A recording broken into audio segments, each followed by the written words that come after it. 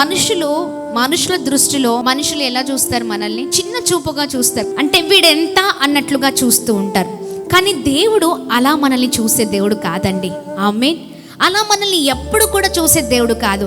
ఆయన దృష్టిలో మనము చాలా విలువైన వారము. చాలాసార్లు అనుకోవచ్చు, నా జీవితం ఇంతేనండి.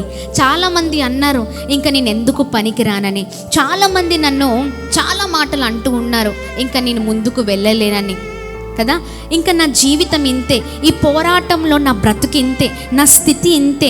కానీ చూడండి, ప్రభు మన స్థితిగతులను మార్చే దేవుడు. మనుషులు అన్నట్లుగా లేకపోతే మనుషులు మాట్లాడినట్లుగా ఎప్పుడు కూడా మన జీవితాలు ఉండవండి. నరము లేని నాలిక ఎన్నైనా మాట్లాడుతుంది, అవునా కదా.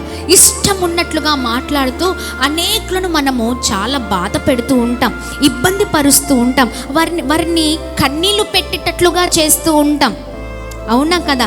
ఇంట్లో పుట్టిన బిడ్డల్ని కూడా ఒక చిన్న చూపుగా చూస్తూ ఉంటాం, లేదా పక్కనున్న వారిని చాలా చిన్నగా చూస్తూ ఉంటాం. మనమే గొప్ప అన్నట్లుగా మన జీవితాల్లో మనం ఉంటూ ఉంటాం. కానీ చూడండి, మనుషులు ఎంతగా మనల్ని తక్కువ అంచనేసి చూసినా దేవుడు అలా మన జీవితాలను ఉంచే దేవుడు కాదండి. ఆమేన్. మనుషుల దృష్టిలో మనకు విలువ లేదేమో, కానీ ఈ యేసయ్య దృష్టిలో ఖచ్చితంగా మనకు విలువ ఉంది.